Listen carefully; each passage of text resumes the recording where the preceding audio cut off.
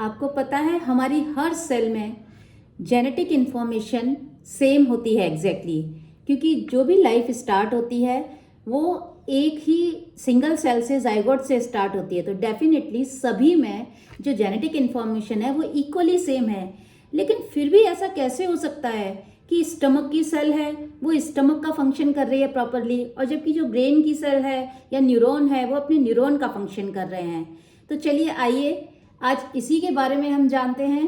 Hello students, this is Ruchi Lavania from biology cell. आज मैं आपका एक बहुत ही छोटा सा जो आपके दिमाग में क्वेरी होती है, आज मैं उस पर बात करने वाली हूँ कि how does a gene express itself. मेरे बहुत सारे बच्चे जब मैं उनको जो जेनेटिक्स का चैप्टर है क्लास 12th में जब मैं उनको पढ़ाती हूँ तो I come across such kind of questions कि ma'am how does a gene express, क्या जीन एक्सप्रेशन में हम ये लिखें या ये छोड़ दें।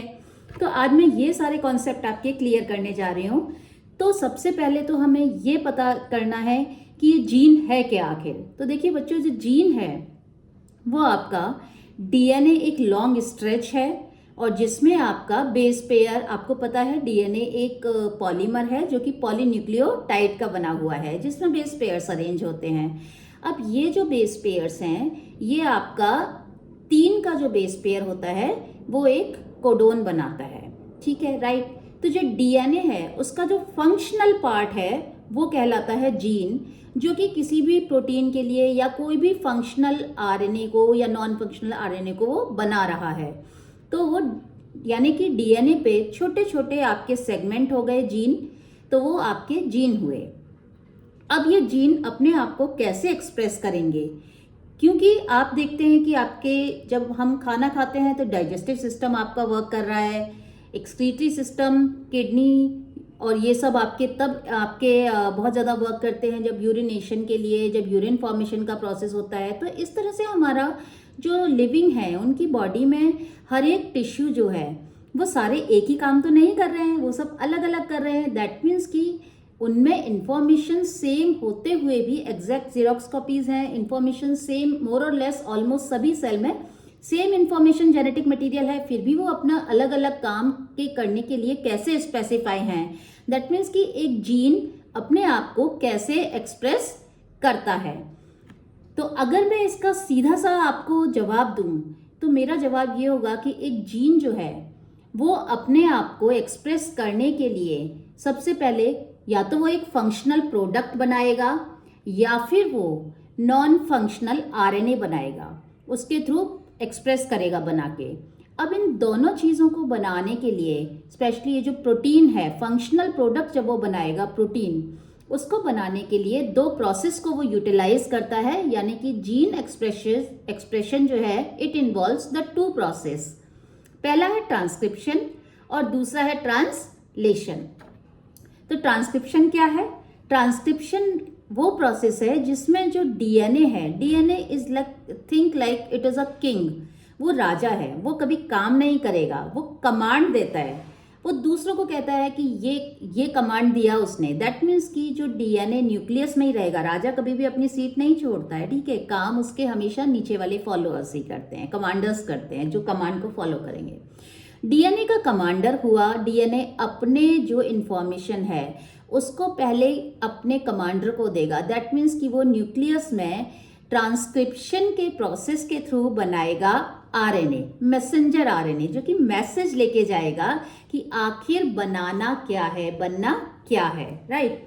देन वो मैसेंजर आरएनए न्यूक्लियस के बाहर आएगा। दैट मीन्स कि ट्रांसक्रिप्शन हो रहा है न्यूक्लियस में, और जो अब फर्दर जो नेक्स्ट स्टेप है, नेक्स्ट लेवल का काम है, दैट इज ट्रांसलेशन। तो ये ट्रांसलेशन का प्रोसेस होगा साइटोप्लाज्म में। और अब डीएनए जो है वो आपका कहाँ पर आएगा? डीएनए आएगा आपका न्यूक्लियस से बाहर, डीएनए नहीं, मैसेंजर आरएनए न्यूक्लियस से बाहर आएगा, और मैसेंजर आरएनए न्यूक्लियस से बाहर आके वो डीएनए का मैसेज लेकर आया है, और अब वो और अपने अदर भाई बंधुओं के साथ यानी कि राइबोसोमल आरएनए और ट्रांसफर आरएनए, उनके साथ मिलके वो एक फंक्शनल प्रोटीन बनाएगा, अमाइनो एसिड की चेन बनाएगा जिसे हम कहेंगे पॉलीपेप्टाइड चेन। और वही पॉलीपेप्टाइड चेन आपका डिफरेंट तरीके से फोल्डिंग करके बाद में एक फंक्शनल प्रोटीन बनाएगी। तो इसका मतलब इन शॉर्ट जो डीएनए जीन का जो एक्सप्रेशन हुआ, वो gene expression it involves basically two process, transcription and translation.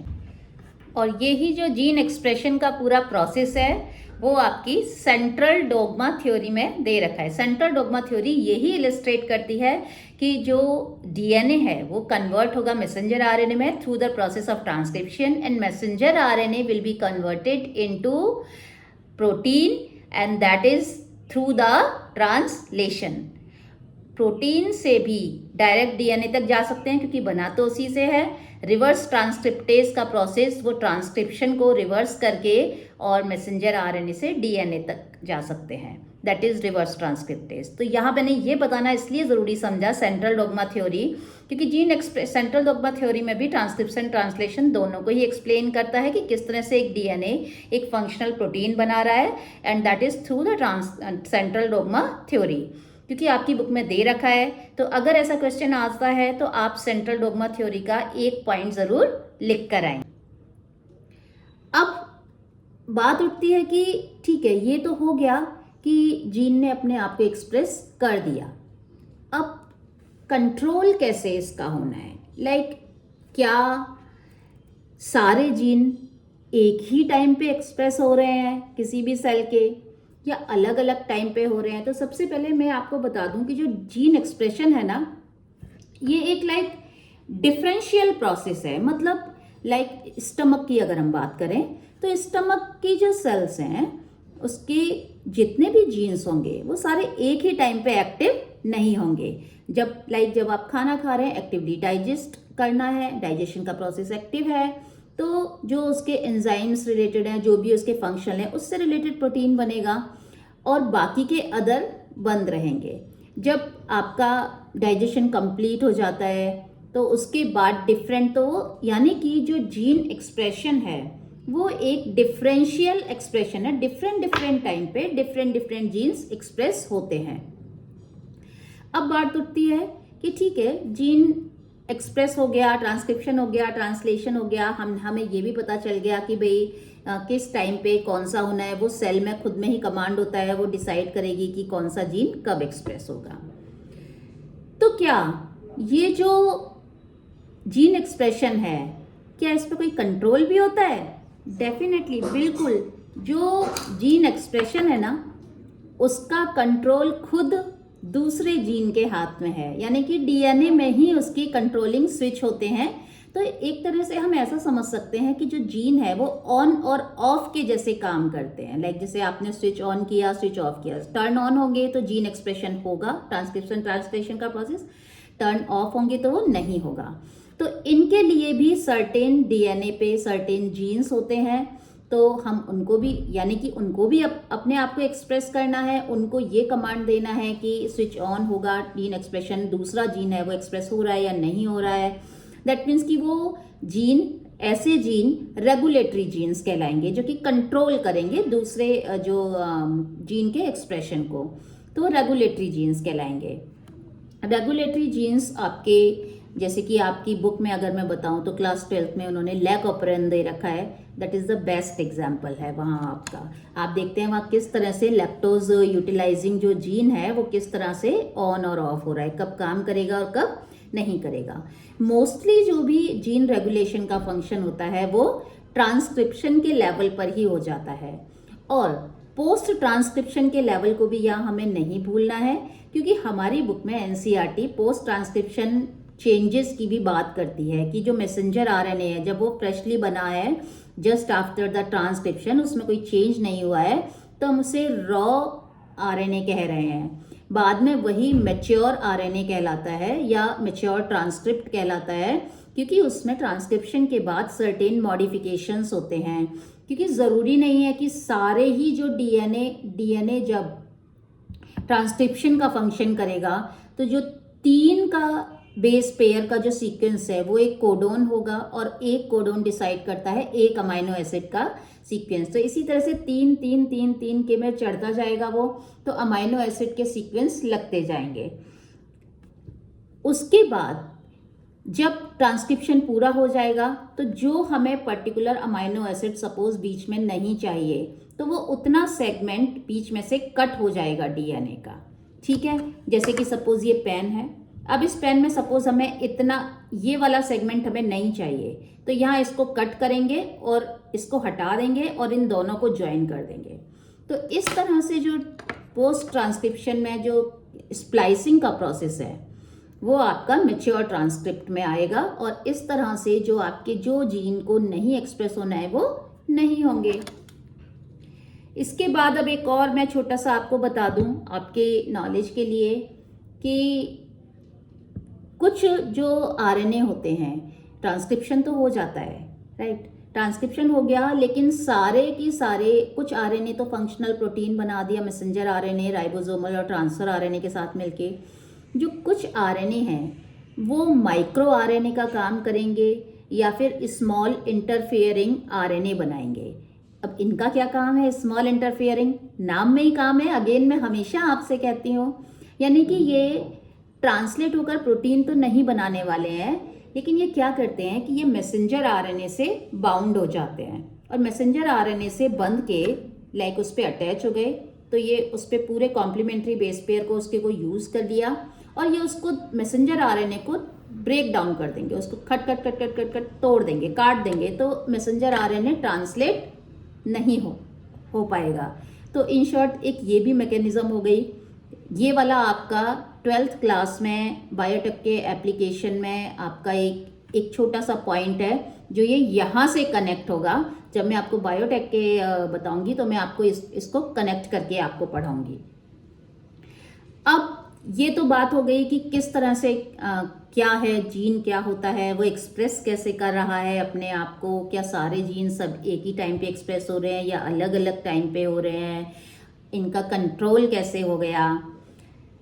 अब आपको पता है जीन कितने हैं, फंक्शनल जीन अगर हम देखें तो जितना जेनेटिक डीएनए है ना, उस पूरे जेनेटिक डीएनए में सिर्फ 1 to 2%, 1 से 2% ही जेनेटिक जो कंटेंट है ना वो फंक्शनल प्रोटीन बनाता है, यानी कि वो जीन एक्सप्रेस हो रहे हैं और वो कोई फंक्शनल मॉलिक्यूल बना रहा है। कुछ आपके जो जीन्स हैं वो स्ट्रक्चरल मॉलिक्यूल्स बनाते हैं, कुछ आपके एंजाइम्स का काम करते हैं। जैसे मैं बार बार कह रही हूँ ना फंक्शनल प्रोटीन, तो आपके दिमाग में सवाल उठ रहा होगा कि ये क्या मैम बता रही हैं, फंक्शनल प्रोटीन ये क्या है। और कुछ जो जीन्स हैं वो आपके स्ट्रक्चर और फंक्शंस को कंट्रोल कर रहे हैं। देन अब ये कैसे पता करें कि क्या वाकई में कोई जीन एक्सप्रेस है या नहीं है? तो इसके लिए साइंटिस्ट लैब में एक टेक्निक यूज़ करते हैं। पहली टेक्निक है नदर्न ब्लॉटिंग, जिससे कि ये पता चलता है कि एक जीन एक्सप्रेस हुआ है या नहीं हुआ, मतलब उसका ट्रांसक्रिप्शन और ट्रांसलेशन हुआ है या नहीं हुआ है।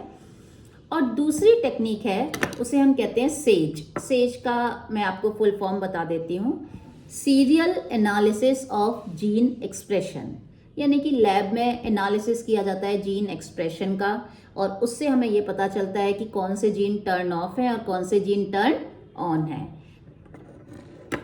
पूरी की पूरी आपकी जो सेल है उसमें जेनेटिक कंपोनेंट आपका किसी भी लिविंग के में सभी में सेम होगा। 1 to 2% डीएनए ही कोड करेगा प्रोटीन के लिए, और बाकी का जो कोड नहीं करते हैं वो या तो स्ट्रक्चरल काम करेंगे या फिर वो रेगुलेटरी काम करेंगे या फिर वो जंक डीएनए का भी पार्ट हो सकते हैं। और जंक डीएनए भी, जैसा मैंने आपको बताया कि वो स्मॉल इंटरफेयर आरएनए बनाते हैं और उसे उसके रेगुलेशन में फंक्शन करते हैं, तो वो भी काम का होता है। ठीक है, इसके अलावा ऐसा नहीं है कि जीन्स, कुछ जीन्स आपके जिन्हें हम ऑन्कोजीन्स कहते हैं, कैंसर कॉजिंग जीन्स, वो इनएक्टिवेट रहते हैं। कोई certain like environmental factor, biological, chemical factor की वजह से वो ट्रिगर हो जाते हैं। और प्रोटो ऑन्कोजीन जब वो इनएक्टिव फॉर्म में होंगे तो उन्हें प्रोटो ऑन्कोजीन कहेंगे, और जब वो एक्टिव फॉर्म में होंगे तो उन्हें ऑन्कोजीन कहेंगे। तो इन शॉर्ट अब मुझे लगता है कि आपको कोई दिक्कत नहीं होनी चाहिए कि किस तरह से एक जीन अपने आप को एक्सप्रेस